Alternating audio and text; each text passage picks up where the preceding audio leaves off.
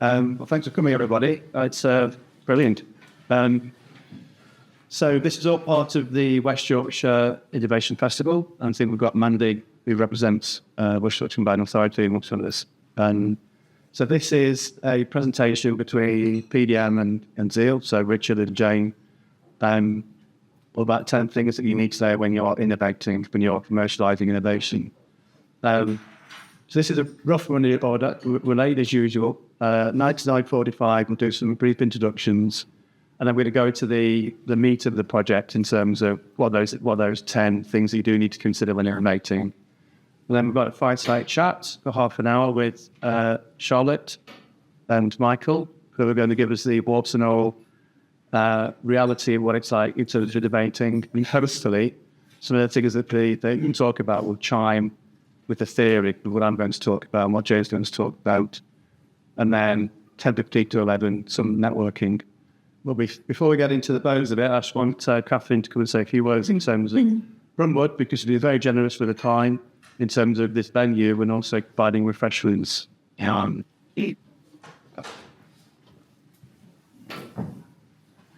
just really wanted to welcome everyone. And so this is the first event that we're hosting today as part of the West Yorkshire Innovation Festival. And really pleased to be involved with the festival. I sit on the Innovation Network group, and when we were discussing this, and it's like, well, what is innovation? And actually, what we do in the city, we are a cutting-edge innovation hub in the region. And it's great to see we've got over 8,500 digital and tech businesses employing over 70,000 people in the region. So that we contribute quite a large amount to the economy. Got to say, my name's Catherine Megson. I work for Brumwood SciTech. I'm the head of innovation and growth for Leeds. I was the two days in Manchester for a short period of time. So I get to see quite a lot of innovative businesses. And it's great to see lots of different cutting-edge technology, but also how people are innovating with their own existing products and services and looking at new things coming on the market.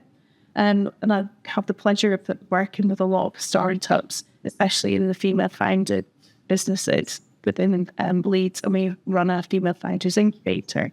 So it's just really gratitude for hosting the event today, and Jane for coming along and co-hosting with Richard. Just hope that you get what's out today. We've got so many things to look forward to as a region, and it's great to just learn from each other what is innovation, what are people doing that's a bit different, and how can we keep that going forward so that we keep Leeds region as cutting edge as possible. So enjoy today, and thank you for coming. So before we get to the main kind of subject matter, I want to talk briefly about PDM and Zeal and why we're doing this. So my name's Richard, I'm CEO and founder of PDM. So we are a product design, R&D, sustainability consultancy. This year is our 20th year. So we've got quite a lot we can talk about in terms of what that innovation theory and practice looks like. We're based in Thurston, also in Leeds. Outside of business, I'm also an assessor for Innovator UK. If anybody's going for funding, might be aware that there are potential funds out there. So I'm on the guys who assessed it. I'm also an expert for the Design Council on their Design for Planet theme, which is this year. And later on this year, there's a big World Design Congress. So that's about me. Jane? Yeah, so I'm Jane. So Zeal is a full-service creative digital tech agency. So we do digital marketing, we build tech platforms and do branding, naming, logos, ideational content creation. But we work with predominantly the startup sphere as well. So I work with Catherine on the Female Founder Incubator, and I sit on the board of the Lifted project. So yeah, it's all about kind of go-to-market strategy and also working with investors to kind of how you prove your concept, and when you go to investment, how you get the right level of investment and all that stuff as well. So that's kind of the area that Zeal focuses in. Thank you. Bit of double understanding there. That's good. So this is what people see who sees a theory of innovation as very linear. So A is the start, and possibly B is the completion.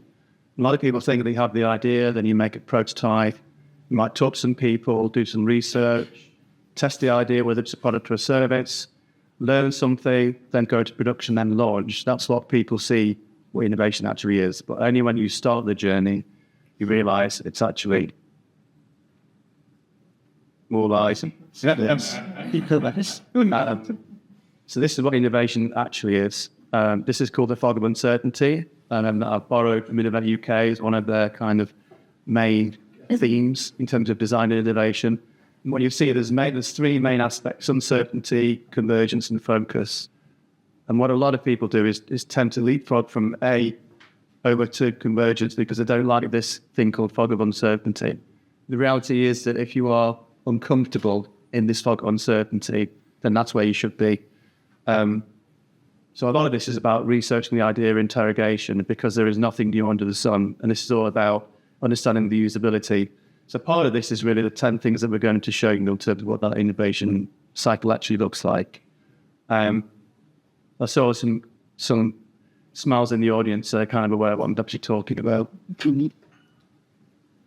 This is something else I'd like to share, which is called the Dunning-Kruger effect, otherwise known as the golden hype cycle, where A is the innovation trigger. So it could be because it's human-centered design, or using new materials or processes, or it's a pivot.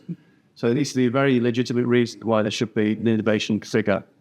And then what tends to happen is you get this people in place expectations where the entrepreneurial innovator thinks they're really onto something, and gets really excited, high fives, looking at holidays in Barbados, all that kind of stuff. But sure enough, what will happen is it will fall into the drop of disillusionment, or otherwise known as a valley of death. And this is where things go wrong. Unanticipated kind of problems, unknown unknowns, that kind of thing. And what we're going to talk about is what those pitfalls actually are. Because if you've got the right kind of team around you, then you can get to the cycle of enlightenment and plateau productivity. So I think what effectively PDM and Zeal do is we will mitigate you getting really excited. Through tough love, but we'll also mitigate you falling into that valley by having processes in place. That's what it actually looks like, and we're going to talk briefly about what those themes are in terms of the 10 things. So there's 10. There is a lot more. I could probably give you 100 reasons why innovation fails, and I'm sure people here could as well. So going to the first one, which is over to... Yeah. You have to copies. Yeah. It's going to be on next slide. So yeah, I think the kind of first is about killing your idea, because the failing fast, failing cheap is I meet a lot of people that come with this great idea, and I've heard about it a few times. It's like Amazon, only I've got £1 to launch it, and you're like, okay, well, it's already out there. Or my favourite was a guy who came to see me who had a waterless car wash. And he was really excited about it. And the idea was that he would drive to the cars to wash them with his waterless car wash instead of you driving to the car wash.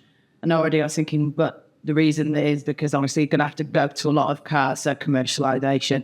And then when I actually got to the bottom of what, I said, what is it? See, now I was thinking, I actually thought, is it sand? Like a really fine sand? Anyway, it was water. It was just really fine water. So I said, right, so it was a bad idea all in all. So I killed it quite quickly. But obviously, you have to accept that. So I think one of the things is really interrogating it in a way of having like a lens of reality on it. Like, is this a problem for people in general? Can you fix that problem? Can you commercialise that problem? All the different things that we'll talk about. But it's actually getting to that point really quickly, because the longer you spend and the more you kind of put into it, whether it's time investment or monetary investment, you kind of get to a point where you think, oh, well, I can't stop now because I've come this far. Mm-hmm. So all of those kind of upfront research and looking at audience research, asking people, looking at what's out there, the sooner you can get to that point, the better. And just because this idea dies, it doesn't mean that another idea won't come out of it. But it's just kind of like looking at that and interrogating it as quickly as possible before you put too much time and monetary investment into it, really. Pretty cool. So the second one is me understanding the user. So this is a theme which is becoming a hot topic now in terms of user-centered design, human-centered design. And it's a very obvious thing, but it's all about really engaging with your target user. And that doesn't mean talking to a few people that you know with a kind of conscious bias. It's really about creating a focus group, or in medical terms, a clinical advisory group, where you can have non-biased, objective conversations, qualitative questions, where you can extract data. So it's not all about presenting somebody with a concept and then asking them what they think. It's about extracting that information without actually going into detail itself. Ethnography? Yeah, ethnography as well. So if you go on our website, ethnography is a big aspect that we get involved with.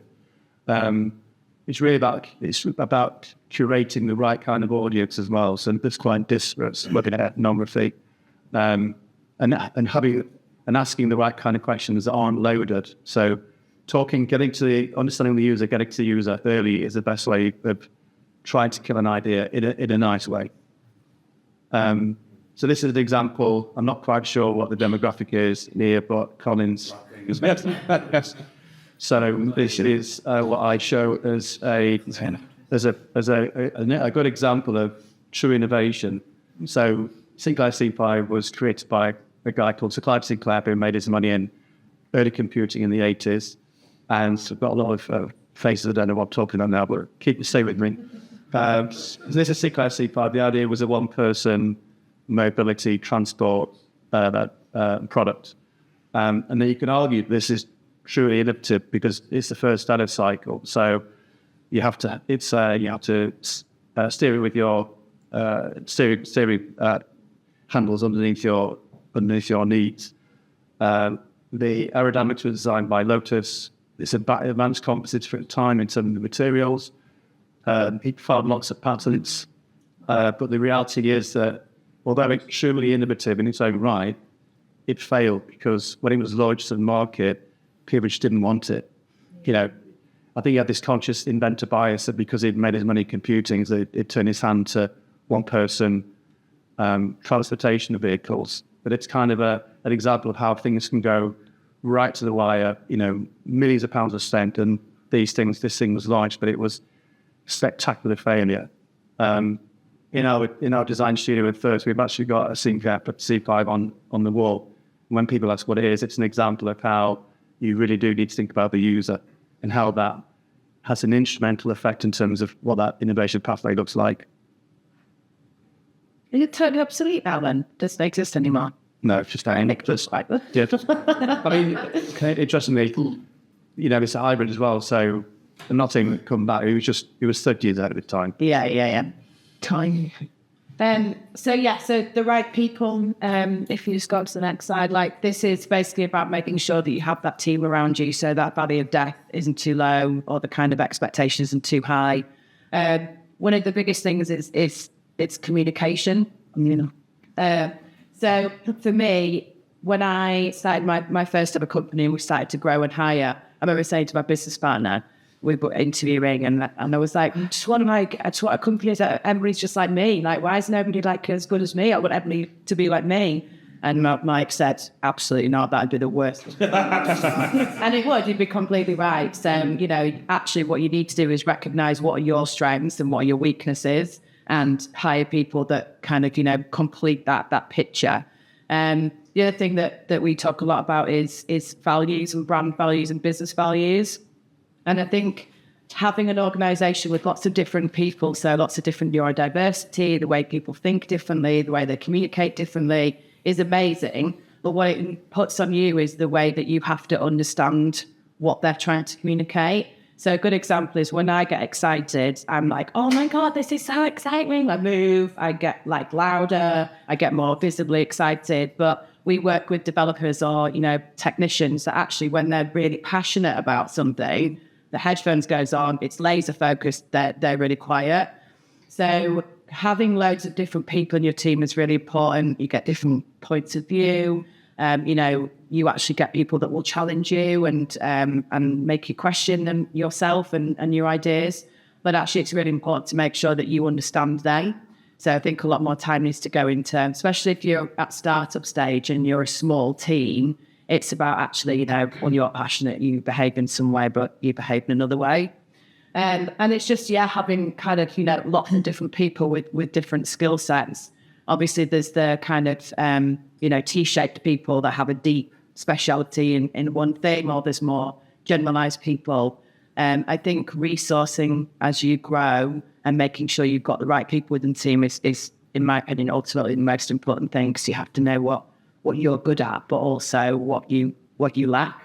And obviously no attention to detail whatsoever. I get bored really quickly. I'm not, complete to finisher, but I'm aware of all my faults in the way. And actually I build a team around me that support that, so that, we can build the good stuff together, really. Which one are you on here? I'm going to send it for you back. No. I don't know. Obi-Wan Kenobi. Yeah. So the whole theme of the Jedi Knights is that you do need a mentor or a chairman, non-exec chairman. I do firmly believe that we all need to be mentors. So brilliant. And Colin's a really good mentor. Thank you very much. That's not shout time. Next one is intellectual property. Quite a dry subject, but really important. So when you are looking at your innovation from the get-go, you need to think about due diligence. And just because you've Googled it and you can't find what your innovation might be, doesn't mean that it doesn't already exist. So this is all about, and as you pursue your innovation, spend lots of money and time, this could really hijack. So this is really being aware of intellectual property. There are things that you can do relatively inexpensively by going onto a database called Fastnet and doing some keyword searches. But really, you want to go into a more formal search with an IP firm, of which there are lots of really good ones, who will carry out some DD and more in depth. What you're trying to do is find out whether it actually exists somewhere else. So that's the first thing you need to think about in terms of avoiding the valley of death. And the second thing is how you actually protect it. So I've got different views in terms of for example, patents, copyright. Depends on what the innovation is as to what approach you adopt. If it's a semiconductor that's going to make some life-changing event, then you do think about IP. But if it's more of a kind of a quick innovation that might make money, and then you go on to the next thing, you might want to think about maybe going for a lighter form of intellectual property. But basically, if you don't think about IP, it could really bite you on the backside by somebody tapping you on the shoulder and saying you are infringing by IP on this thing. So being receptive to change. I think this kind of goes back a little bit to the first point in terms of killing your idea. But you'd be surprised how many founders that we work with that will pay us to do a piece of research, whether that's a focus group where they're showing product, or whether it's a qualitative piece of research, and then we present back our findings. They don't believe it, which just don't do it in the first place. Then, that change is literally the only thing constant in life. In fact, it's one of my tattoos. Different story, but it's making sure that you're actually open to listening, and that removing any kind of ego from the process, which. It's hard, right? It's if you've thought this idea, it's your baby, it's your dreams, you're excited about it, but 100% you need to be open to listening to what the actual users are saying. And one of the things as well, so I've got this curry's actually melting into my mouth now. One of the things that we do is we build SaaS platforms. So when we're building MVPs, one of the reasons we always say to founders is, actually, the MVP, we need to take it to market as quick as possible, because you want the users to shape that to a certain extent.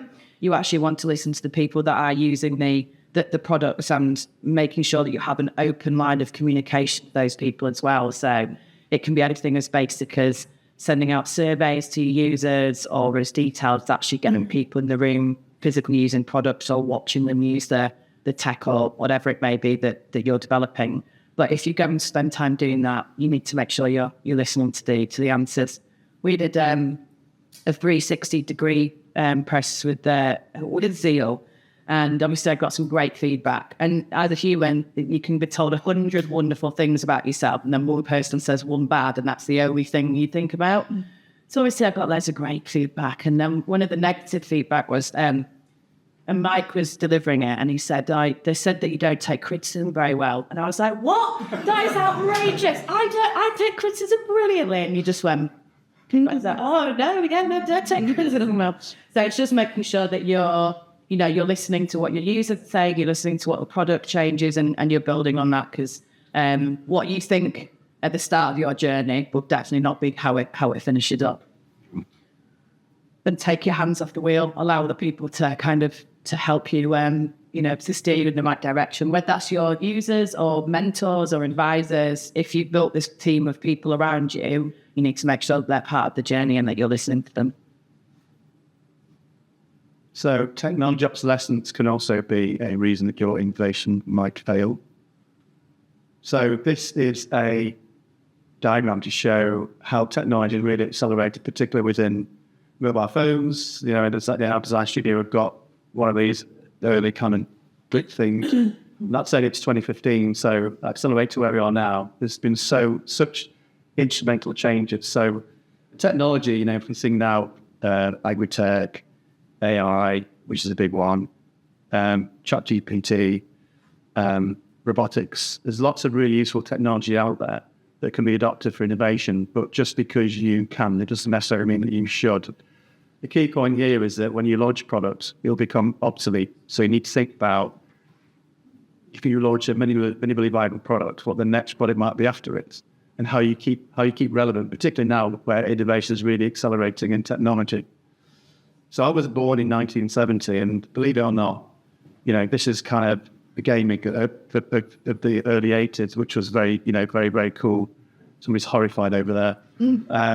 This is kind of what it was like. And it wasn't really that long ago when you think about it.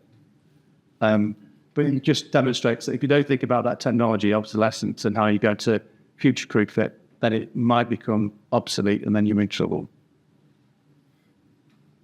Yeah, so budget control. Obviously, looking after the pennies is huge. I'd say in my experience, I think most founders are good at this at the beginning of the journey when it's their money and they might not have got investment yet, or they might have done a friends and family round. I think it's when investment starts to come that sometimes you can lose a grip of this. One of the biggest things is basically you can't really go back and ask for more. So whether that's, funded or loans or grants, or you've taken on equity partner, it's very difficult to keep going back and asking for more money. 2 reasons is the money might not be there, but also it makes you look like you can't manage the money, which is not great for, the business owner. I think it's really sensible to be really conscious of every single penny that you spend. So what's this returning? Where is it going? Can I generate data from it? Especially if it's any kind of marketing budget, it's understanding what you're going to do and when you're going to spend it or reinvest. I think it's kind of linked, but one of the other things that we talk to founders a lot about as well is when you're going to go for investment. Because actually, I think a lot of people on the journey sometimes just think it's quite an easy thing to do. Like, I'll just get investment, or I'll just, I'll raise a couple $100,000. And actually, they're going too early because they haven't got any proof of traction. They don't understand what their cost per acquisition is. And actually, if they just bootstrapped it for 6 months until they got that information, actually the deal that they would get would be a lot better.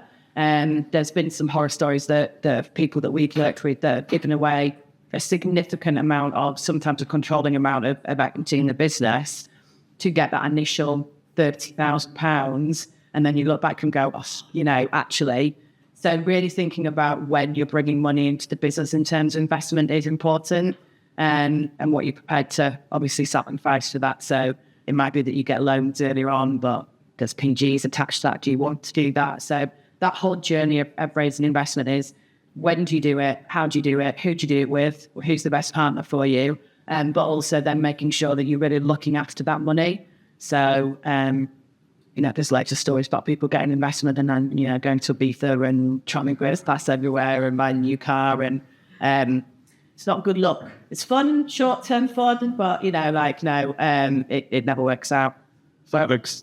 This sounds really similar to music. There's big advances and Yeah, and then that's it. That's exactly it. And I think the other trap sometimes that founders go into is, although they're writing a pitch deck, the pitch deck is, actually they've just gone, I feel like I might need £300,000, and you're like, okay, and there's some breakdown in there of what you'd spend it for, otherwise the investors wouldn't. But I think actually spending a lot more time really understanding that, and a lot of it is marketing costs or go to marketing costs. So it's like, test first so you can get those metrics. So if an investor says, well, what's your cost per acquisition of a single customer?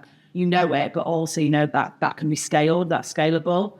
I just think like budgetary control, if you can keep control of that, the longer the better, really, because usually the deal is better at the other end. So one of the dry subject of IP now talking about technology readiness levels. About the short straw. So technology readiness levels was created by NASA in the 1950s, and it's basically a metric to demonstrate where you are in an innovation pathway. So normally it starts with a 0 or a 1, which can be basic principles or more like a concept. You go up to 9 or a 10 depending on which TRL you use, and 9 is ready for launch. If you look at this, it's kind of broken down into kind of segments, almost like milestones. And if you are innovating, it's very systemized. So you need to think about how you would create a strategy around it. What people tend to do is leapfrog from 0, blue sky idea, into TRL3, which is normally a proof of concept prototype. And then what we have to do is kind of backtrack and almost like backfill the usability aspect of this.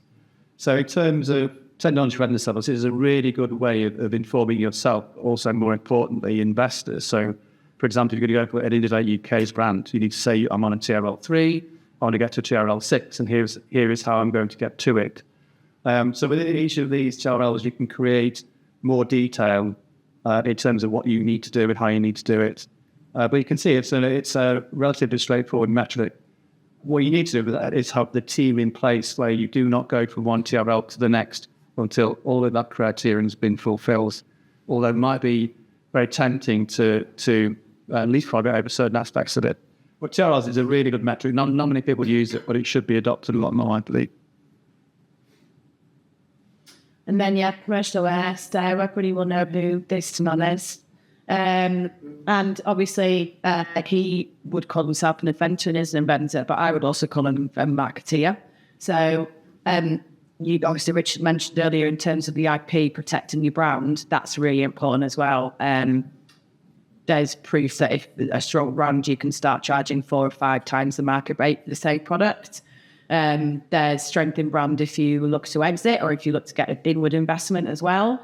And I think, again, there's different depending where you are on the journey, but investing in that brand also helps you choose the right people to work with you, be that kind of staff or clients or suppliers. It also helps you communicate really well, like what you do, who you do it for, and why people should have an affinity with you. And actually, it helps you sell your product more. It like that brand, that emotional attachment to a brand will allow you to charge more and obviously convert people to sale a lot quicker as well. So yeah. Well, another device subject. So this is I was just like, I'll be the fun one. You're so the last one is risk or how to de-risk.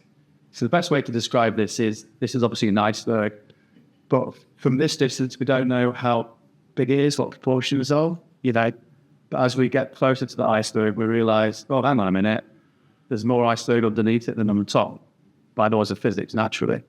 But as you get closer to it, you realize that there are things that you don't know. So the best way to talk about risk is knowing risk, things you can see, assume risks, things that you think are going to go wrong, and you've got a good idea maybe that how you'd adopt it, but also unknown risks. And as you are innovating by its very nature, R&D innovation is a very risky business because you are doing things that haven't been done before by its very nature. So in that journey, you will come across things you never had anticipated, you never could have really understood. So just having that open mind in terms of there will be risk and there will be pitfalls and challenges. It's how you mitigate it. Now, the best way to mitigate it is something called a risk register, which can be a very simple Excel spreadsheet where you look at criticality and probability. So you can characterize each risk, technical risk, commercial risk, investment risk, development risk, obsolescence risk. And you can categorize each risk with a probability and criticality, which will give you a weighting. Once you've done the weighting, it'll give you the high ticket items that you need to think about. So normally on risk register, you'll have a 0 to 10. The 10 will be a bright red you've got to address first. If you don't address risk in terms of that more strategy, then you will end up doing the nice things and leaving the hard things, but the hard thing will buy on the backside a bit later on. But if you do a risk register, it also shows that as you're going through that process, that you have mitigated or created a contingency. So same thing again, if you are pitching to investors or in the UK, a risk register would be one of the fundamental questions. And you need to be very prescriptive in terms of demonstrating that you understand what the risks are in terms of assumed, but what actually could also go wrong. I think things like Innovator UK and other funders, they are here to fund risky projects, but they need to understand that you have got a good handle on what risk actually is and how you're going to mitigate it. So in summary, kill your idea, innovate for other people. So again, just making sure that people want your idea and that there is a problem that you're solving. I think that's always the kind of coming back to it. Find great people and a Colin if you can. Don't be a jerk. That's just a good life for all. We have one that was one of our eyes, just don't be a dickhead. But this is American, so understand the rules, make sure you know kind of what you need to do and protecting yourself. Look ahead, try and assess risk, try and see what might be in the future. And when we do MVPs for people, we'll have founders come in and they'll have an idea. It might be for an app, for example, and they'll say, this is what I want it to do. And I'll say, that's great. Tell us everything you want it to do. We'll put it all out on the table. And then obviously we'll bring it back to MVP to, take it to market and prove it quicker. But we don't just get rid of everything else that's on the table. We put that then into a backlog and say, this is when we start to release it and why and how. Obsessively look after the penny. So that's so important. I'm actually quite good at that. Mike's really good at it. They'll save £100 a month still to this day. And I think it's really good practice. Know where you are, know where you're heading, obviously commercialise. And then the curveball thing, the unknown risk you can't see it coming, you won't be able to, but if you've got that kind of flexibility and reactivity inbuilt in your business model, then it'll probably be for the best. This is the more formal tent that you should think about as well. So before we go into the fireside chat with Charlotte and Michael, are there any questions on this segment? There's lots of wry smiles going on in your audience, so people have done this. It's not a question, but if I might say, it's one of the best presentations I've seen a lot. They're really good in each case. I think the only thing that you didn't mention, unless I'm listening to all of this, is the regulatory scenarios, especially in health tech and the problems that they create, massive problems. Yeah, so probably 90% of what we do is health technology, from founders to working with us, two of the world's largest medtech firms, and sustainability, which kind of chimes with regulatory. So the NHS created its 2045 roadmap, where companies that supply directly or indirectly the NHS need to demonstrate how they are going to decarbonise through carbon reduction plans and life cycle analysis and product carbon footprints and scope 1, 2 and scope 1, 2 and 3. And this is something that's going to really hit the health tech, medtech industry pretty hard. That's more sustainability, but regulatory, so more recently it changed from MDD to MDR. So, let's say I could do 100, we could do 100 of these things, but regulatory is something you've got to be aware of, because particularly now, if you are innovating within medtech now, in 3 years' time, you will need to demonstrate its carbon impact with a carbon footprint. So we're now working with companies now when they're going to launch products in 3 years' time to be ahead of the game. So there are lots and lots of impacts, regulatory, usability that's kind of coming down the tracks. But the other one is AI. We've not really spoken about AI. I mean, that's like a hot topic that people need to be aware of, and how that's going to significantly change how we operate and how we work and usability. Can we go back to the mobile phone slide? Yeah, sure. Just an observation, really. So you've missed a key phone because it was a complete outlier. And I was very lucky. I ended up in Helsinki in 1996 or 7. I was involved in the Helsinki summit, Clinton Yeltsin summit as a social scientist. And I got to use one of these. It was a Nokia communicator. Looked like a hot dog. Yeah. It opened up, and I was able to tell that into my university account in the UK. And this device was actually used as a digital link to the base station by the researchers at University of Uvascular. And they constantly updated the web page. It was called the First Web Summit. Now it looks really clunky, but it was updating images, and live film through the communicator back to the base station onto our web screens. So this outlying device was perhaps key to smartphone itself. And that was in 97. It's quite the bread of it. Yeah, no, I got a I just think there's outliers out there that are really interesting. Yeah, 100%. I've got a sign, that I bottom drawer maybe last year. I was like, cold crowd. But it was a really cool piece of tech. Maybe it was plastic. And, I've got that Blackberries and all that kind of stuff. I thought Blackberries were pretty cool, really. And obviously Nokia is a good example of innovation and failure in terms of they just have the legs chopped off, in 2005 with Apple. And it just shows how you can how you could be complacent kind of thing. But yeah, Nokia was the phone. When I was working, it was the phone to have in the tiny ones. I've got a few of these still. But, we've got one of these in the studio, as I say, and it's like massive.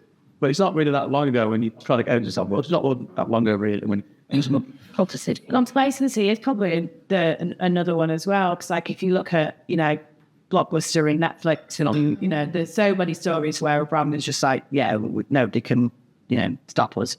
And then they have this belief that something is coming around the corner.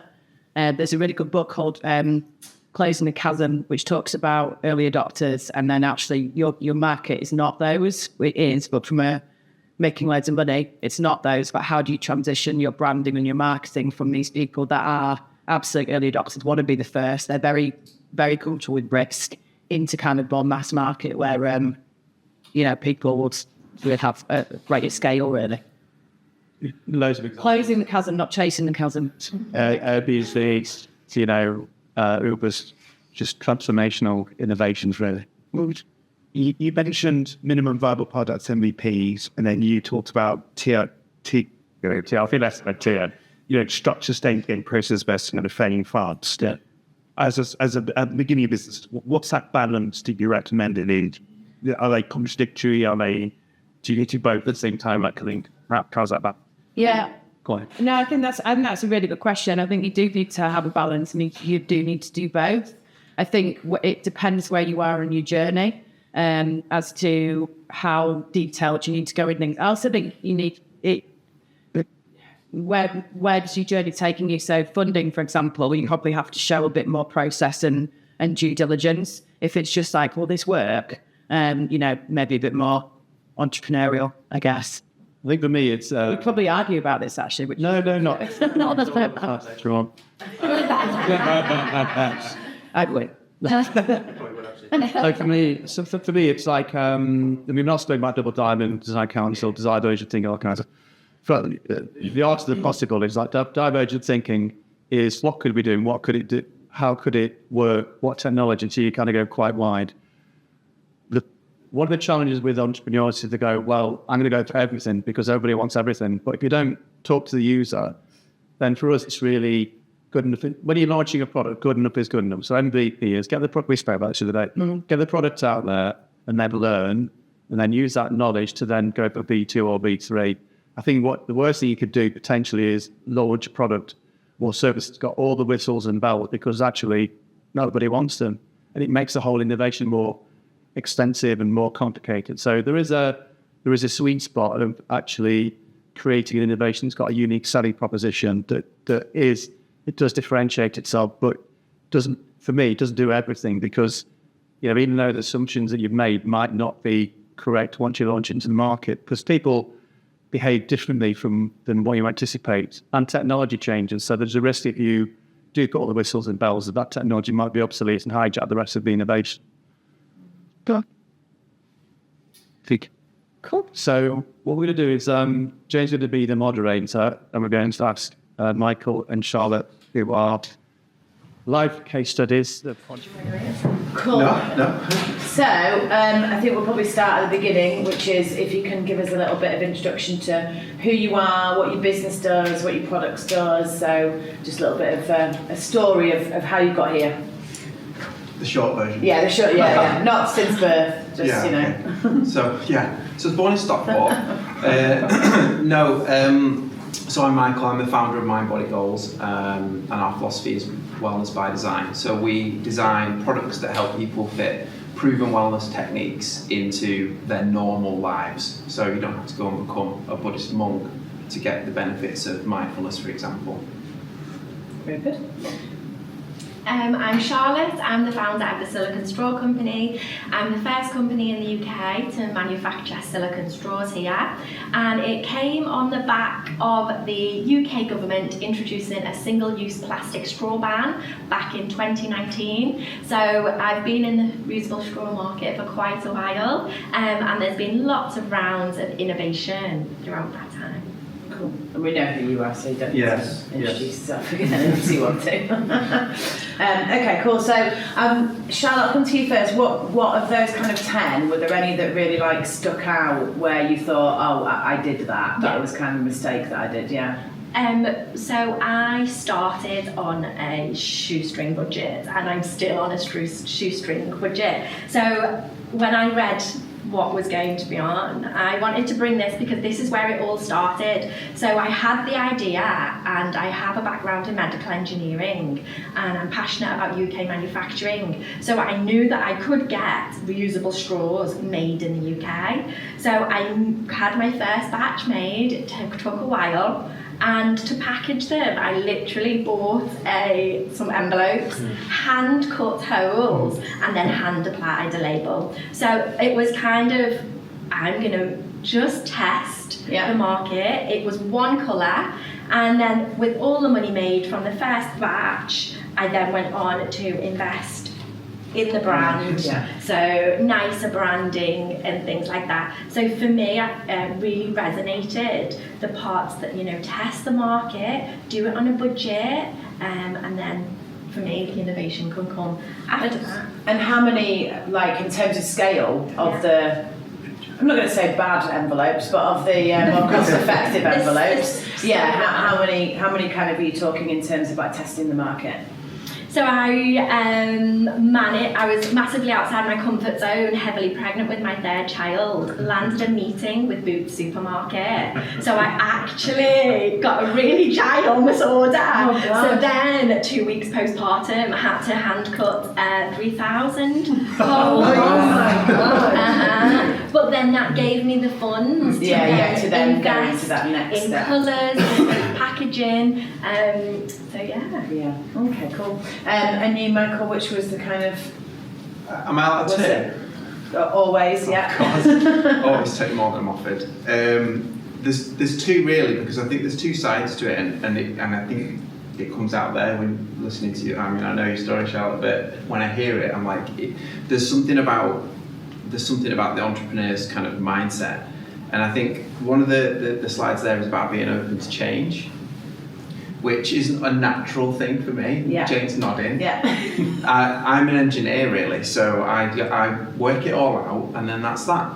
That's the solution, and that's not how innovation should work, as has been talked about today. And I know that I did a design degree, but also it's certainly not how the journey of entrepreneurship works. And actually, once you make that decision to be really open to the idea that parts of this are going to change, then that opens growth, because growth doesn't exist without change. But then that journey itself is why I wanted two, because then obviously having the people around you, having the right people around you is really important, because entrepreneurship can be lonely.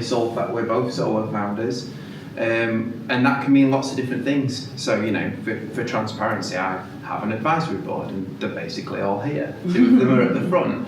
But that didn't happen straight away, and finding those people along your journey that resonate with what you're doing and why it's important, and then also have skills that you don't, and knowledge that you don't, and experience that you don't, is completely pivotal. But then also finding people that are on the journey, the same journey. So Charlotte and I know each other. We're in probably about 8 group chats, I think, different one versions.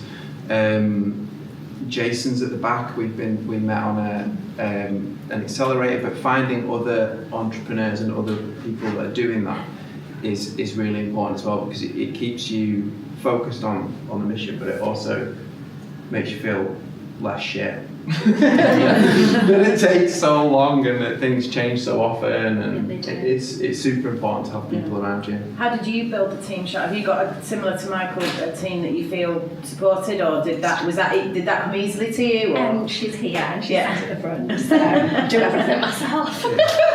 So mine is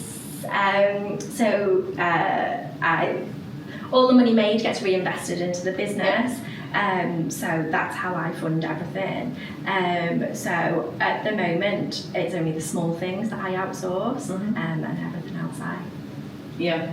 But what about like advice? Doesn't it not necessarily even formal, but like, do you kind of have people that you can, oh God, this is so hard, or actually like share the wins with as well? Like, yes, this is really exciting to kind of let, or do you not? Do you kind of do that? At the moment, there's no formal. No, we've had our first meeting, haven't we? With some other ideas that I've got.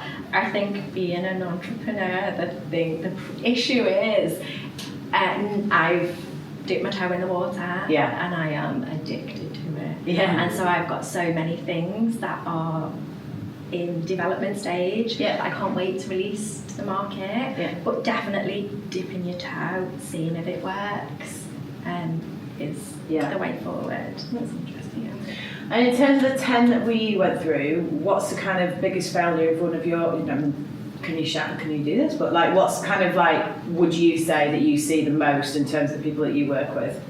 Not being receptive to change, I would say. Yeah. So, when you're on the journey, I'm interested in leadership and innovation. So I've got an MSc in leadership, and I'm interested in how they are interdependent. And I think a lot of people that start the journey, they're not the finishers, because there's that, normally an entrepreneur has got a very deep silo of knowledge. They're an expert in the field, and they are effectively the culture of the business. And it's really hard at the very start, as we know, and I've done this and you've done this as well. And what tends to happen is you have this kind of conscious bias that because you've created something and you started to make money, that nobody else is as good as you. And I suffered that for quite a few years in the early years. And you assume that other people don't know the school of hard knocks and how difficult it is. But as that journey kind of progresses, you do need to be aware that people do know more than you, and they can steer the ship better than you. And that can be quite a difficult pill to swallow, because a lot of entrepreneurs are very gung-ho and very determined and very resilient, and in some respects to kind of give up an aspect of the business or growth is almost seen as a bit of a failure. I didn't have a non-exec chairman until the last kind of couple of years. And it's understanding the value of other people as well. I think what can go wrong is where people think it's my idea, it's my idea, or the highway kind of thing, because you won't get the right people on board, And we do work with some clients, not necessarily entrepreneurs, but some big businesses where there's lots of egos in place as well. And when you're innovating with large organisations, you need to consider those egos in terms of leadership. But I'd say not being receptive to change. So, that Tesla car, it's almost like you're driving down the motorway at 70 miles an hour.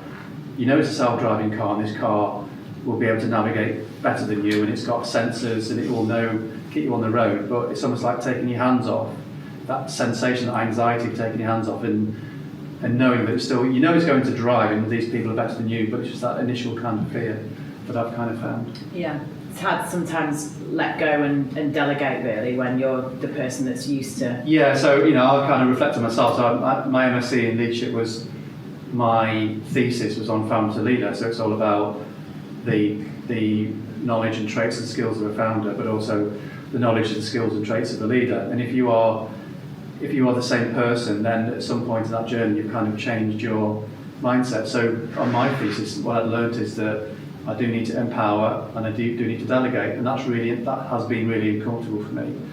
But also, you know, it's kind of growing the team around you. So that was the tricky part for me, is that transition period of, like, you know, people can do things better than me, and I'm gonna do the things that I'm really good at, and that's my part of the business.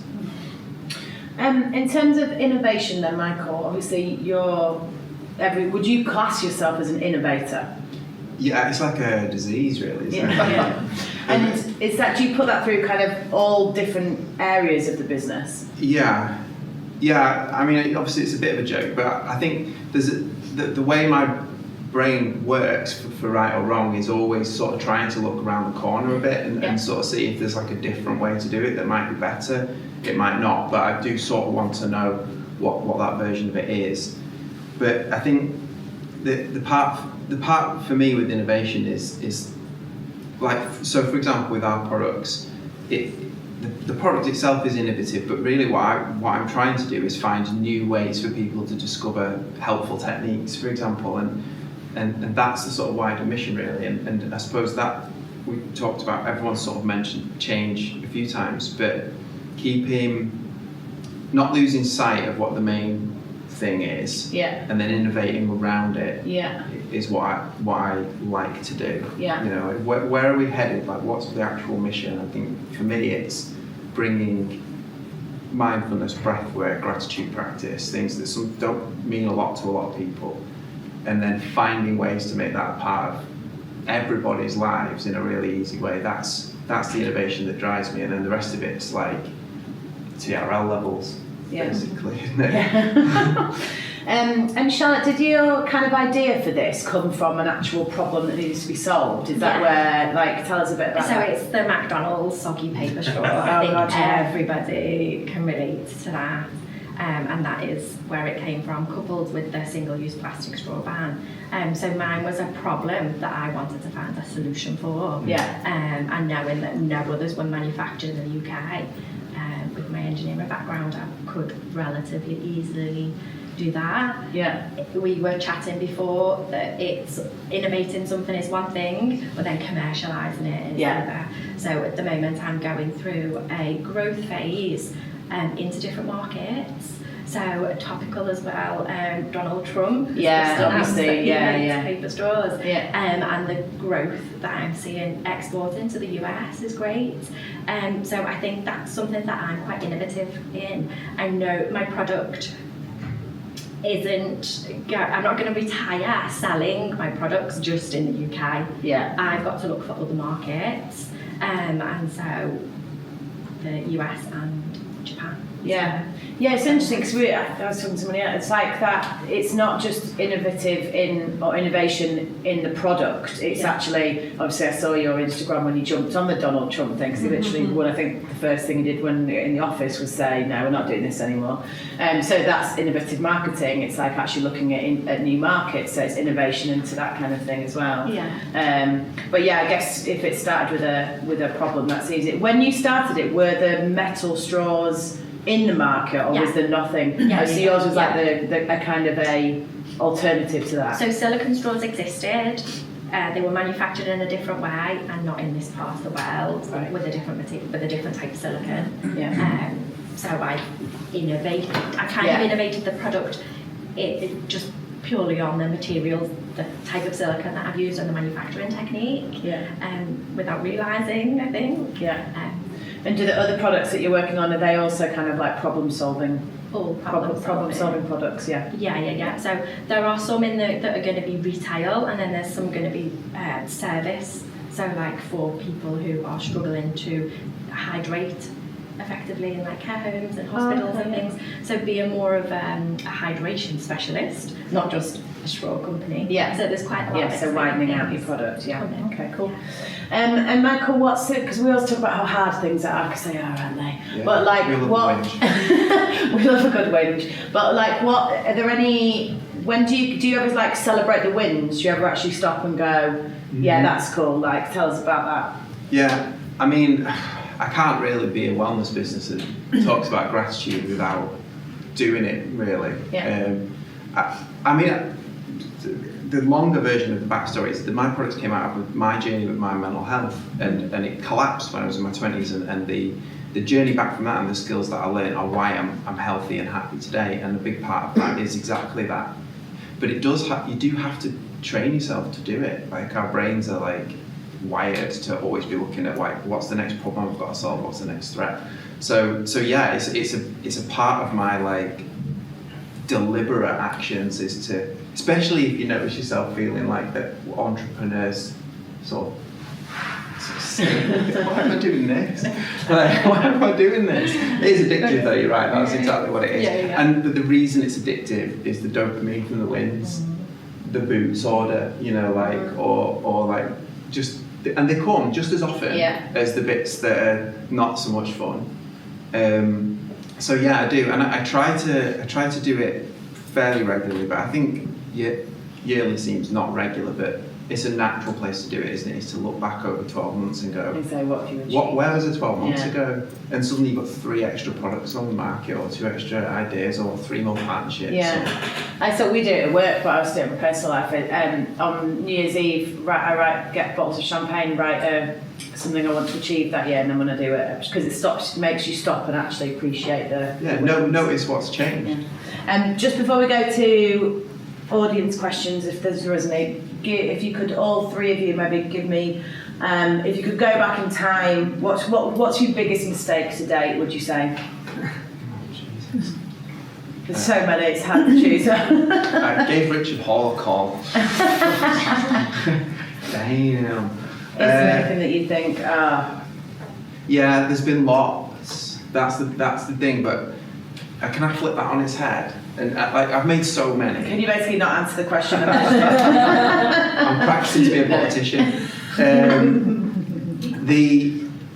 The biggest mistake that I've made, there isn't one. There's just tons, and it's about sticking with it and noticing when you've made a mistake, and then not letting it become a problem as such, but just like the next thing to navigate. Yeah. If something occurs to me while Charlotte's had time to think. So mine is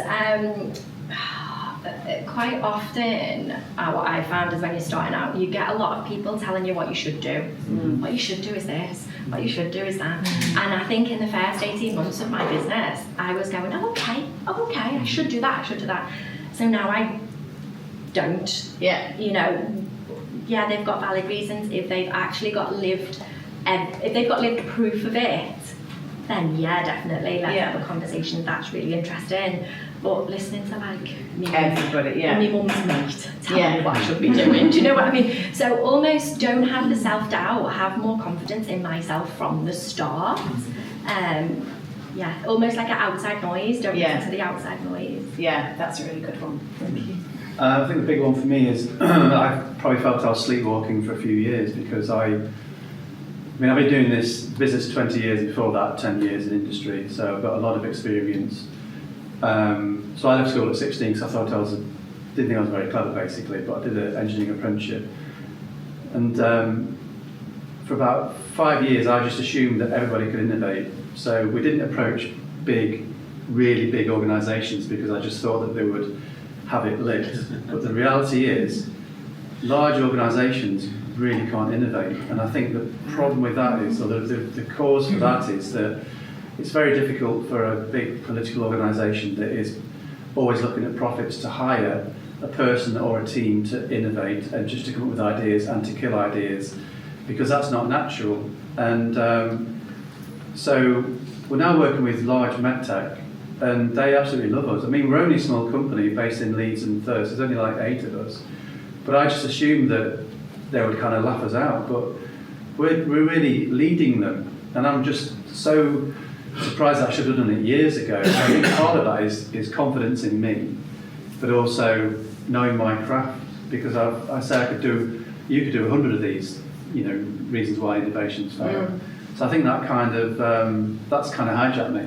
And now I'm on a real mission for growth now, because I think that we are very good at our craft, got a good reputation, particularly within sustainability now. So I think part of it is just that confidence, not being egotistical, but being very knowledgeable and leading organisations that I thought they understood. So that's the big one for me. So I feel I've got a lot of catching up to do now. Cool. Any questions?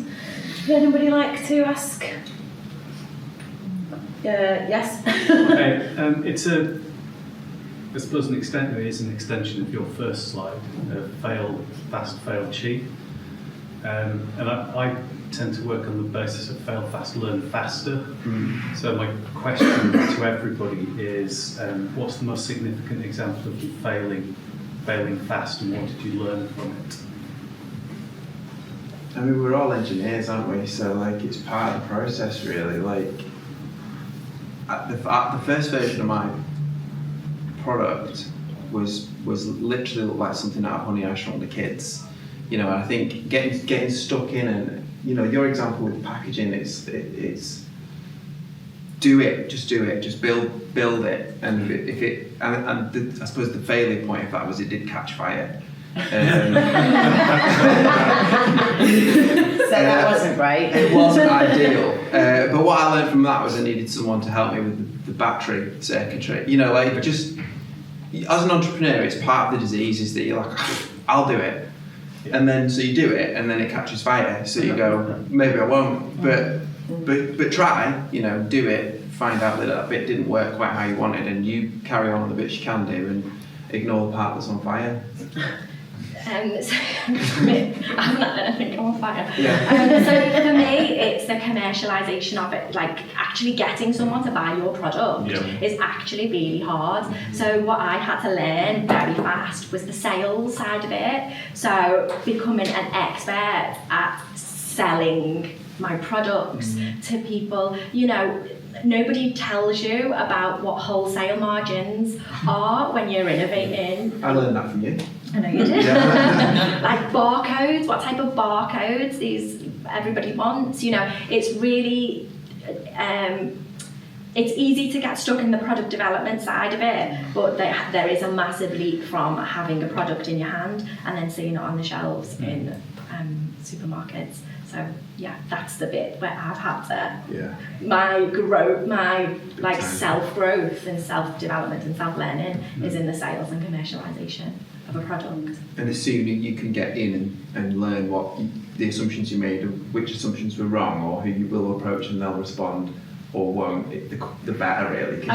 Whilst you're still in the before you've come so our first product, our second product's already looking like it's gonna massively blow the first product out of the water, and that's because it is the sum of all of the learning from the first. The first product's still great, by the way, available on the website, but the market potential was smaller, and everything we learned from that journey, like you say, for the commercialisation end of it, because ultimately that's what you want to do. You want the product out there changing things and making money because you're a business. You learn all that along the way. I think for me, probably commercialisation. So for example, a potential client comes in and says, I've got this innovation, looks great. What's the USP? What's the intellectual property? So you kind of give it a bit of a sense check, and it kind of sounds about right. Then you ask them about the retail price, and they go, £80. I think I can sell it for £80, but if it's B2C, you need to take the VAT off that. And if you're going through distribution channels, if you kind of work it back, that £80 product in the market, you need to make it for 12 quid. So can you make it for 12 quid? No.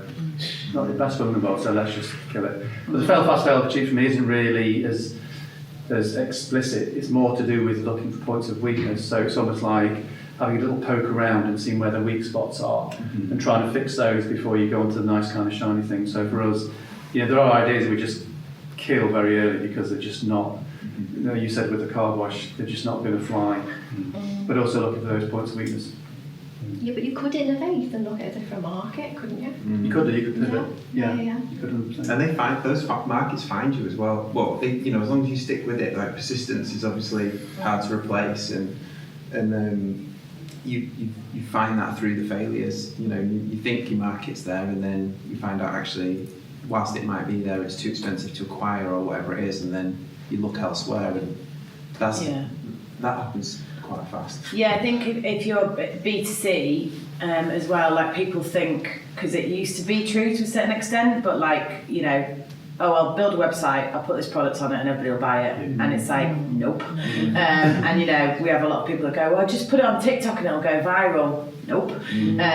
So people really underestimate the amount of marketing investment you need to really prove like scalable kind of, if it's a B2C product. So yeah, there's a lot of, we've sold like 4, and I'm like, that's great, but it costs you £400 to sell that for, and you're selling it at 50. So how do you actually get scalable? A lot of it is brand awareness, which isn't directly attributable as well. So yeah, I think there's a big underestimation of like how much investment you need to launch a B2C product, really. Okay. There was a question. Oh, sorry. Did you have a question? Yeah. So you've talked about commercialisation and sales. What's the one thing that would help you to grow faster at the moment? Ooh, good question. Good question. One thing. So for me, it's cash. Yeah. So I'm self-funded, and there's been a lot of questions about who I've got around me, and I haven't got anyone around me because I haven't got cash. So all the money I make gets reinvested, and I pay myself a salary, and I outsource certain things. So I think it is a trickier way to do it. So yeah, cash. And like you say, it does take money to get your brand out there. Yeah. So yeah, you need cash. Is that by choice that you don't want to raise cash, or? So again, conflicting advice. So I've only got straws at the moment. There are other things in the background. So I'm at a strange place. I don't know whether to bring people on now when it is a company that's in its infancy, or shall I wait until I've got a few more products on the market? Like what you said in your presentation. Yeah. Like it's a very difficult call to make. Yeah, that is a difficult stage. Well, business is an art, not a science, so there's Yeah. no one right answer. Yeah. Yeah. What's stopping you from growth, or what's the biggest thing that would help you grow quicker? I think that the Sinclair sort of sometimes sticks in my mind, because I think what our products do is the opposite of what people want. Right, so essentially, like, mindfulness and mental health is largely around spending less time on your phones and being less like always in the thing, but that is actually what everyone's been trained to want to do all the time. So the thing that's now helping us the most is finding the market that does want it. Yeah. So at first I thought our products help people with, they do help people with anxiety and stress, and I'm like, well, that's everybody, so that'll be dead easy. It's not, spoiler alert, because A, some people don't recognise that those things are a problem for them, but B, they might not necessarily understand that, or even be looking for a solution. So the thing that is going to help us, we're in a partnership at the moment where we're doing a much more targeted kind of group of people that cancer patients that are experiencing very acute levels of anxiety, perhaps for the first time. And as difficult as that time is for some people, one of the benefits is it makes you much more open-minded all of a sudden to try things that they're going to help yourself. And the reception to the products has been just phenomenal. So it's finding the people that really are looking for the solution, and hopefully that's what we're now doing. Yeah, who's going to pay for it as well? And want it, rather than at the moment when we were selling B2C, the people who did buy the products loved it, but I bet of every one you could sell it to 10 others who would love it, but they would never buy it because they didn't feel the need to do it. Yeah. And so that's the thing that's going to help us is doing it in smaller Just finding chunks. those, Yeah, doing it in pushing on smaller open door. chunks. Yeah. So on that note, are you working with any of the companies who already work within that focus Exactly, group you're looking at? yeah. So Paxman, for example, It would is be Paxman, obvious. yeah. Oh, is it? Yeah, it's Paxman. Yeah. So, yeah, basically that, and then lean heavily on my advisory board to work out how to make it repeatable. You know, we talked about like being open to change. You know, when I created the products, I was like, these are going to be well, actually it was B2B originally. Employees will buy them for their staff that are working from home because they're experiencing stress. And then it became B2C, and that's where I've experienced the most change. The product itself hasn't changed that much because it's quite simple. Yeah. And so, yeah, the idea is, Have you changed your price point? yes, up. I mean, that's part of the journey. And you just talked about like working backwards from like how much is it going to cost you to develop.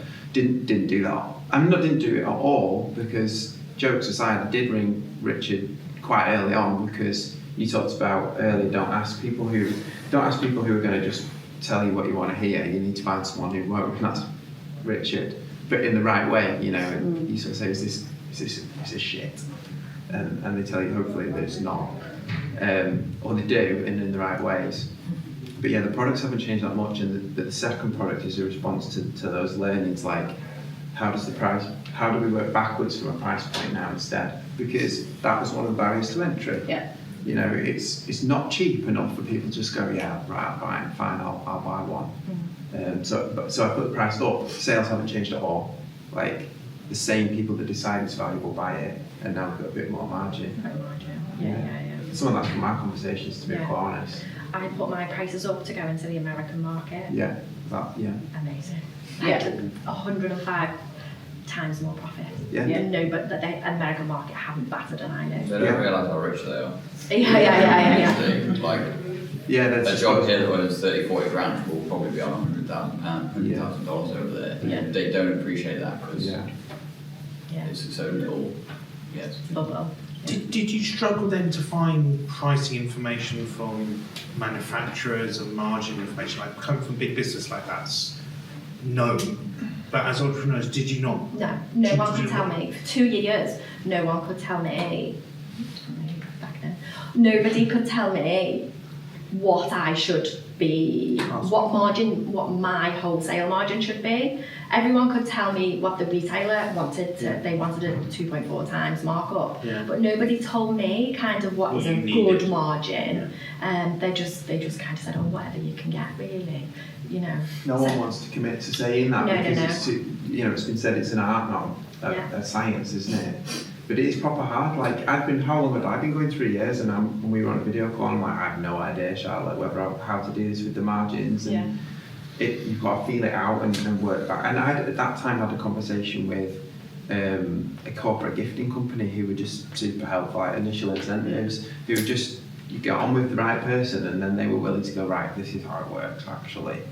And they were selling and they needed 40%, and that meant if I needed to make 30% and they were costing me this much, and then you go back up.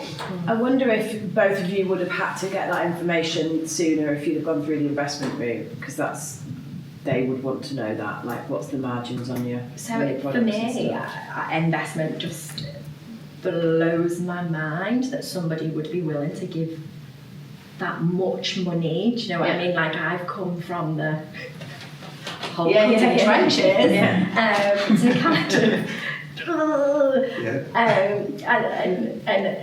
but I even talking to people who are in investments, they don't seem to know the retail. They don't have knowledge of that retail. It's quite they don't have knowledge of the retail margins and things. They just want to know the big picture. It's such a niche.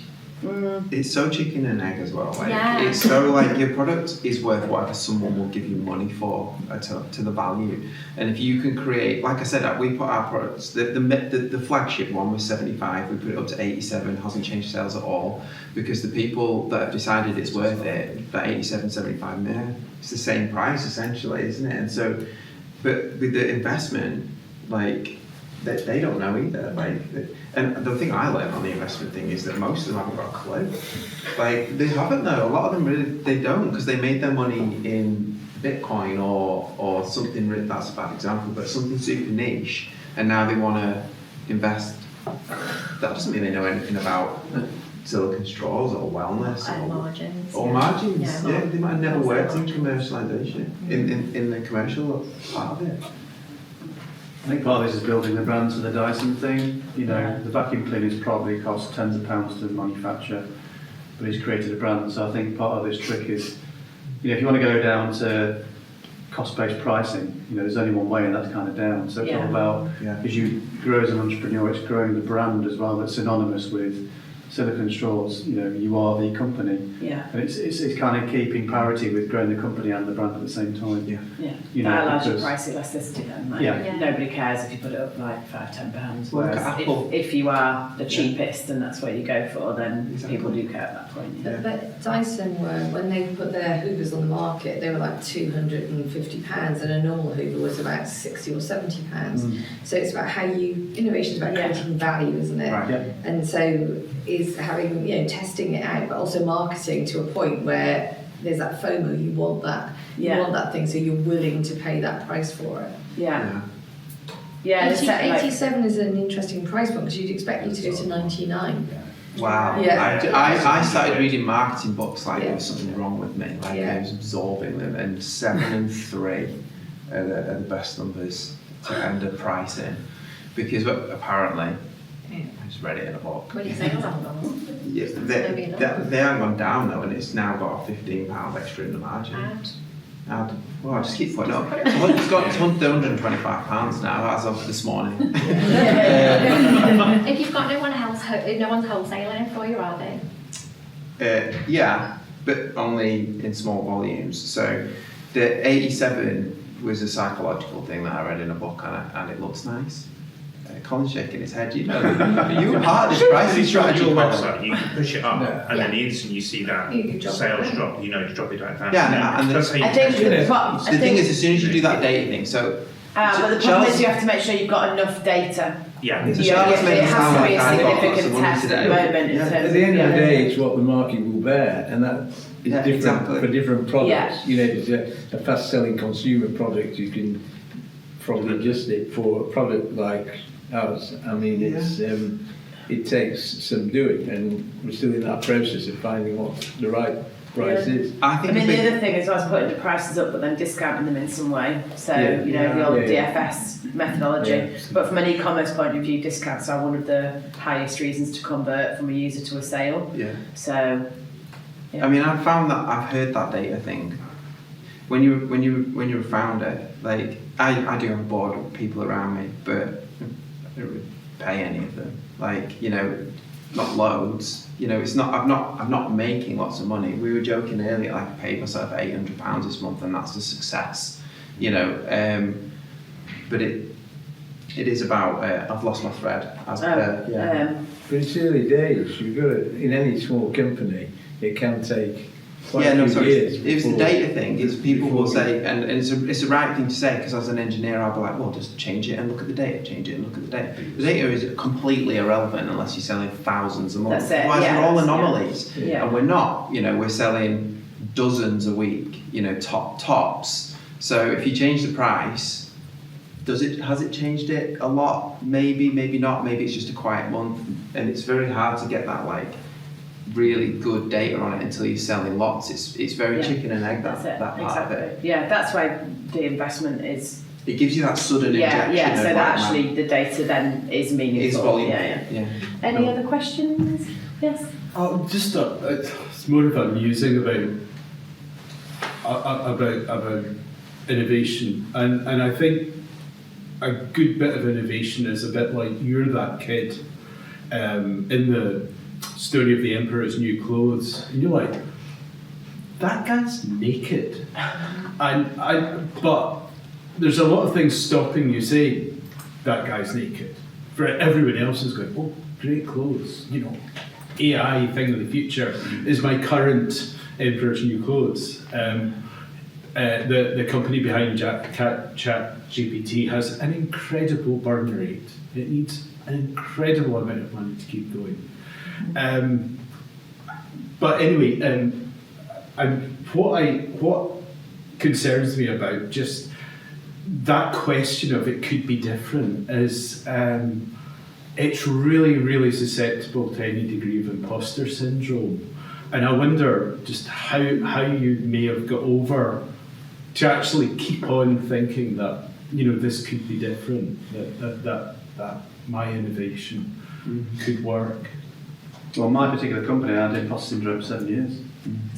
7 years it took me. Started in 2005, did Goldman Sachs, 10,000 small businesses in 2012, and then I realised I wasn't fudging it and making it up, and I was actually quite good at what I did. But yeah, I think it's in all of us really, in some degree or form, particularly when you want to make those big changes and stuff. So for me, it takes a long time for things to really bed in, and you are doing some really good stuff.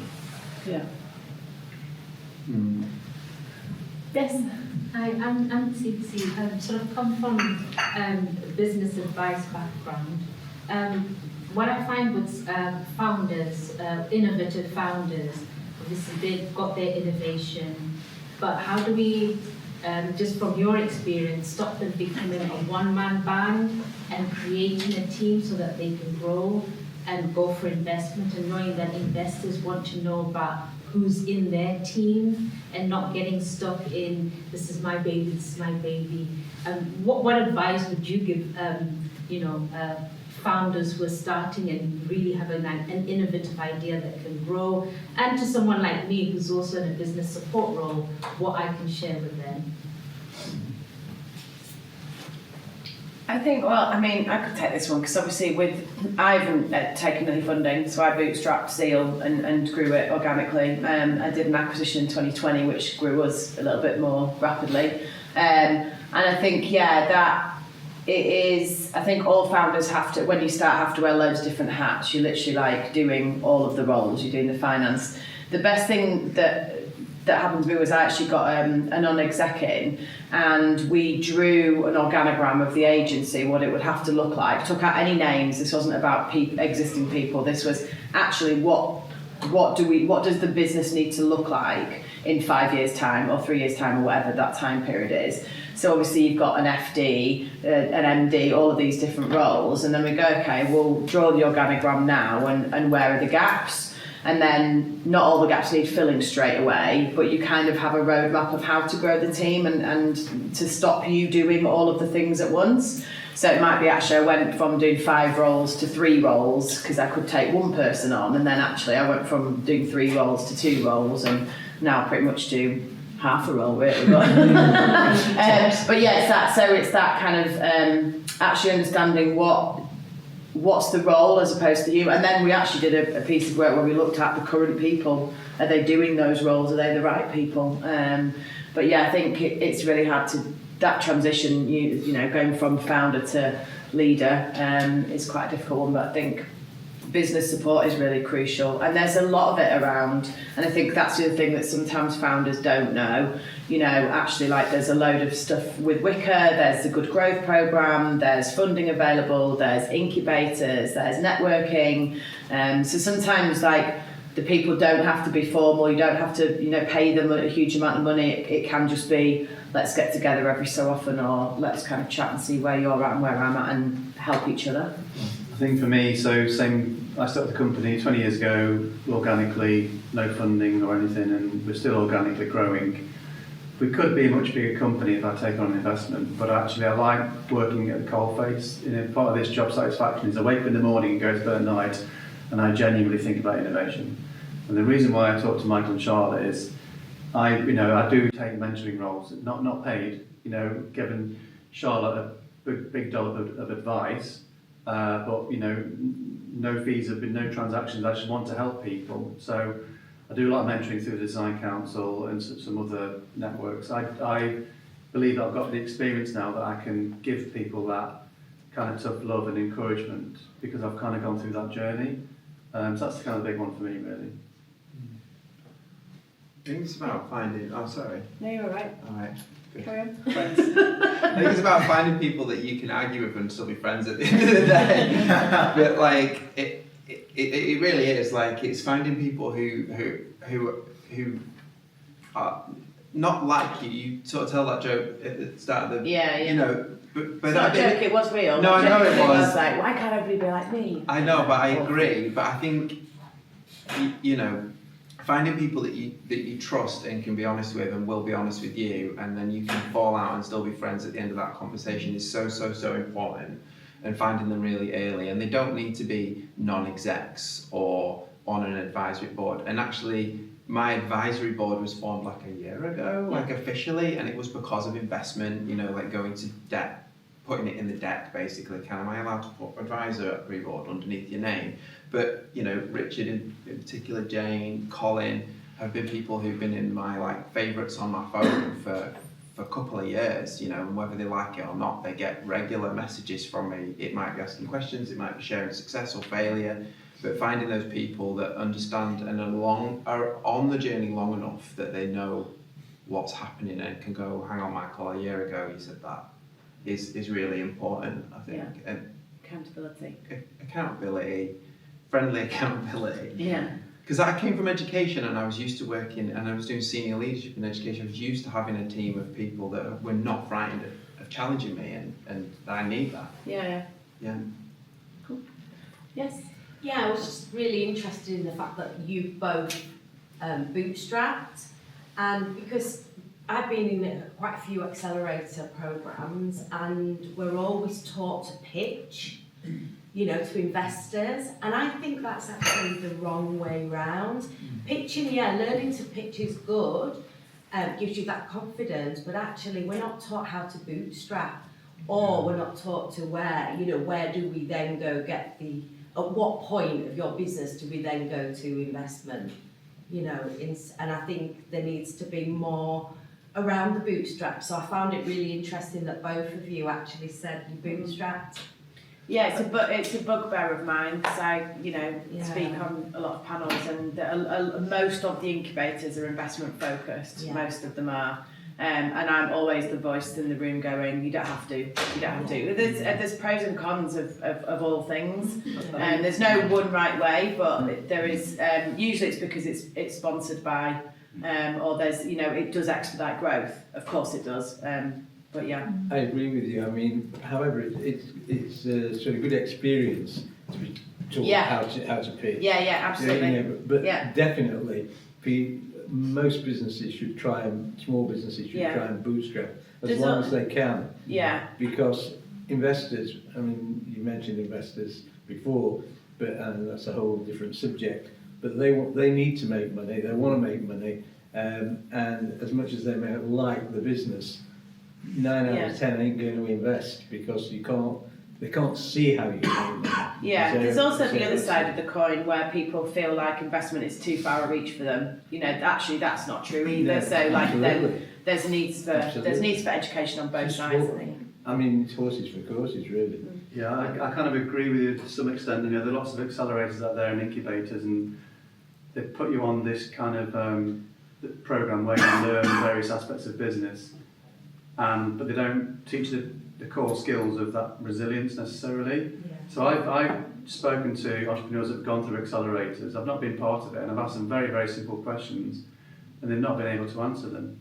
So I do agree that in some respects you need to understand how it's bootstrapped. I mean, my personal kind of bugbear is that I do think that there should be funding out there, small amounts of funding. There was something called innovation grants in 2008 to 2010, where you get 5 or 10k to use the budget accordingly. And if you blew that budget, then you'd never get refunded. But it was just initial seed funding just to see how you went.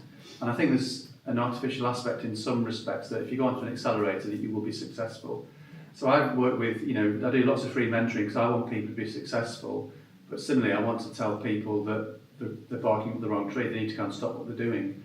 And I don't think there's anybody that gives that kind of sense check, because by its very nature, an accelerator, they've got to go through that process, and they want people to be successful, but there's not that reverse thinking in terms of trying to kill the ideas early. Do you know what I mean? So it's kind of a mix of both, really. Yeah. And it's important what you said. I think that seed funding, you know, there's not enough of that and giving that initial grant funding to get on to the next stage. That's the bit that the entrepreneurs are scrambling about, you know, because they can't get that initial seed funding to just prove the concept. And then they fall off, you know, and it's too late then. Somebody else may have nicked their idea a bit further down the line, you know. Yeah, and I think part of that is, you know, an accelerator gives people a bias that they will be successful. Yeah. And I think that's quite a dangerous place to be sometimes. Gentleman at the back. What does success look like for you as individuals? I know it's fun being in that maniacal founder mode, but you're just in the trenches every day. But what are you doing it for? What individually? I'll take this one. So I've already got success, so I'm managing to pay myself and support my family. So I reframed it this time last year because I was in the whole cutting trenches, and that's all that anyone really wants, isn't it? They want to be, well, personally, I want to be able to be a present mum, I want to be at school pickup, I want to be at drop off, but I also want to feel fulfilled in my career. And that's what this business allows me to do, but it doesn't stop me itching to want to innovate more and go on to my next products and things. So as long as I tell myself every day, as I'm like packing up boxes to ship to America, this is what you want. Yeah. You did this. Yeah, like don't get me wrong, I could go out and probably get an engineering job and more money, but it's not, for me, it's not about the money, it's about the flexibility and feeling fulfilled in my role and my life. So yeah, good question. That's a good answer. It is, but it's right, and I agree with you, and I'm going to sort of steal it to an extent because I agree. Like it does, I do.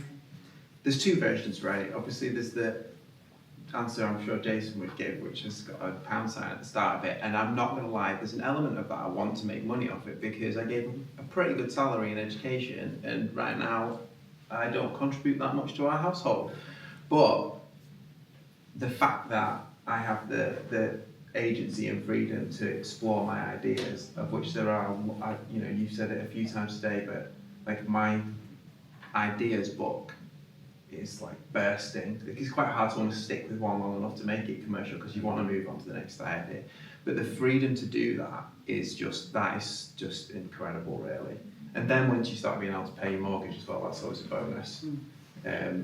But I think if you become an entrepreneur to get rich, then you're in for a difficult ride. I wonder how many entrepreneurs actually get rich. Not very many, and I think if that's the bit that you're, I mean, obviously, you know, there's a survivorship bias, isn't there? And you're the ones that you know, you think of Dyson, and you think of these people, but because you don't hear about the percentage that don't. So if the only reason you're in it is to get rich, it's going to be rubbish. And actually, we're the same. Well, we're all the same. Like if you can learn to like really enjoy the sort of scrappiness of it and the fight and the sort of daily wins and losses, then that's reward enough. Yeah. Well, just to agree with you about that, two dear friends of mine are very successful entrepreneurs and have gone through a number of companies. And part of it, they started them in Amsterdam originally, and they were part of the squatting, kind of radical squatting community. And I think a lot of the strengths of their entrepreneurial abilities came from the networking and the self-sufficiency and the belief that they could just, you know, do something themselves. And there was networks of people, and there's also others have become part of Media Labs in Amsterdam and are very successful. And this whole network of these people has changed that city. And there seems to be something, it's almost like a punk attitude that, you know, you can do it, you can just put out that single, but it's not a single, maybe it's a, you know, it's a company, but The it's whole that world same of work attitude. has changed as well now, hasn't it? Like people don't go get a 9-to-5 job for 50 years. You know, they're content creators, they're influencers, they're you know, they don't want to work. They want to work remotely. They want to work from Thailand or Bali or do, you know. So there's, I think, the whole way of people working is like drastically changed since when I started. So yeah. Any last questions? Have we got time for one more? Yes. It's worth flagging that the Mayor's Big Ideas Challenge was launched, I think, last week, ready for this week, which is for the SME element is around health and well-being, so ideas for that. With, I think, 20 businesses winning up to 20k, and I think it's 3 winning businesses and can win 100k. So it's a really big challenge for the region. I don't think we've seen anything like that before, so definitely worth thinking about if you're in that space. Cool. Brilliant. Anything else? No. No, thank you very much. Thanks for our panellists. And that's it. Yeah, so thanks very much for